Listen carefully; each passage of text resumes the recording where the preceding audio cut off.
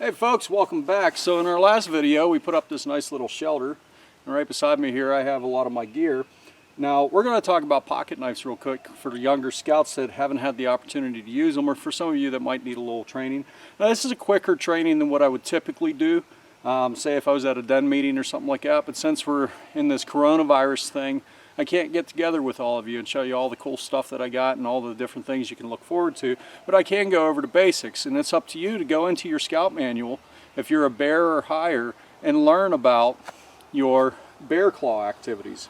And that means doing a soap carving, taking a picture of it, and sending it off to your den leader so they can mark that down as an achievement for you, okay? And for those of you that are crossing over from Arrow Light to the Boy Scouts this year and you haven't done your bear claw, your pocket knife training yet, well, now's a good time to do it, okay? Well, what I want you to do first is just go outside and on a green tree or shrub where you're allowed to do this, with your parent, of course, cut off a live piece of stick. That's all you need. You want it to be green. I want you to have something soft to work with because this is brand new to you. Now I want to go over a few things with your pocket knife. This one right here is actually Bobby's pocket knife. This is called a Victorinox Forester. It's different than the regular Boy Scout knife, as in it has on the front side here, it has a saw.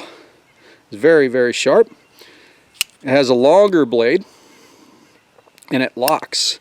Now, the Boy Scouts of America recommend that you have a blade that doesn't lock, and that's because they don't want you running around camp with a fixed blade knife, basically.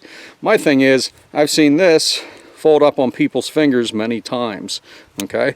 Now first, let's go over the right way to open the knife. Now, I'm going to put this in my right hand. I'm right-handed, and I'm going to hold it like this, okay? So I can, all the blades are exposed. I have my fingers wrapped around. I'm going to take the blade, and I'm going to open it all the way, and then I'm going to keep a hold of it like this. Anytime I'm holding a knife, I want to make sure that I can take my arms all the way around me and not touch anybody around me, okay? I always want to be seated with my knife. I don't want to be standing. I don't want to be leaning up against a tree, and I definitely don't want to be walking around with an open knife. If somebody comes close to me, the first thing I'm going to do is take my knife, same thing. Got my dominant hand, the one that I use all the time, holding onto the handle, and I'm going to take this without my fingers underneath and close it up. And I'm going to keep it secure. I'm going to secure my knife while everybody else is around, okay? The other thing I want to think about is this area of my legs. This is called the triangle of death right here, okay? Your femoral arteries, these are your main arteries running through your legs. That's what provides blood throughout your body. If you were to cut one of these, you could bleed to death pretty quick. So when we use our pocket knives, we have our hands outside of our knees. So if we're sitting down, our hands are beyond our knees, not in here. We're not here doing this because we could accidentally stab our legs or one of our organs, okay? So we always keep our hands out. Now let me move this camera back a little bit so I have a little more space. So if I was in the sitting position on a chair, preferably, or a tree stump or a log, I'm going to have my hands sitting outside my legs here. So I'm going to safely open my knife. I'm going to grab my stick wherever that went to, right there. The first thing I'm going to do is something very simple. I'm going to find the edge of my blade. And what that means is, I'm going to do this for demonstration. Don't stand up using your knife. I'm going to find where the blade just starts to cut. It's not digging in, it's just starting to cut the bark, okay? Since we're using green wood, it comes off pretty easy. Now what I want to show you is first lesson, I want you to peel the bark away. Now this stick's fairly small. It's about the diameter of my pinky finger, okay? You're going to use this later on to do your soap carving actually, okay? So what you're going to do is take the stick, find the edge of that blade right where it starts to cut, just where it starts to cut. Keep your hands outside your knees and don't push the knife, pull the stick. Simply pull the stick, just like that. See that? Comes right off. I don't have to put any pressure on it. I'm just letting the edge, the sharp edge of the knife, find that. So parents, you should be sitting with your scout while they're doing this. And parents, you should be learning these safety techniques too, because when your scout gets their whittling chip, if they don't follow these practices or they cut their finger, which does happen, or they're not sitting down, or they don't fold their knife up and put it away when they're done. Well, you tear a corner of that whittling chip off, and if they lose all 4 corners, they have to go through their knife safety training again, and they won't be able to use their pocket knife at scout camp functions unless they have their whittling chip. Okay? So one of these knives is about $35, $40, somewhere around there. But what's nice about Victorinox, the company that makes these, if this blade was to break, or the hinges inside were to break, you can send this to the company. They'll repair it for free for life and send it back to you. You just pay the shipping. Okay? So if you're not mishandling it, and it just breaks from everyday wear and tear, they'll replace the broken parts, and you call them up on their customer support line, which is easy to get a hold of them. Send this off to them, and with a return shipping label that they can ship it back, and they'll send it back. They'll repair it for free for life. That means for the life of your son or your daughter. They can always send it back in to get repaired, and they've been that way for a long, long time. So you want to get all the bark off of there, and then what you want to do is on the edge here, you're going to take this stick and pull up, and notice how I'm holding this. I got my arms straight, my arms perfectly straight, and I'm pulling the stick. So I'm pulling back on the stick. I'm going to keep doing that until I have about basically like a wedge shape on the edge of that stick. And parents, you can help with that. It's hard sometimes when they got small hands to do this. And you can use this to actually carve the detail into your soap carving. Okay? So you use your pocket knife to cut away the big parts of the soap as you're doing your design, and you use this stick to carve in like you're drawing in the details and removing smaller pieces of soap. That way you don't cut your fingers on a slippery piece of soap. Alright?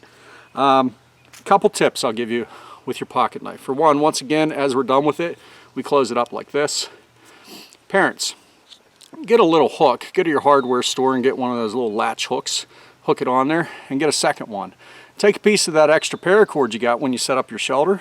You'll probably have an extra piece left over, say about 2 feet long, 24 inches or so. Tie it to both hooks. Hook one end on the knife. Hook the other end to your scout's belt loop on their pants. That's why we wear cargo pants, because they have belt loops on them.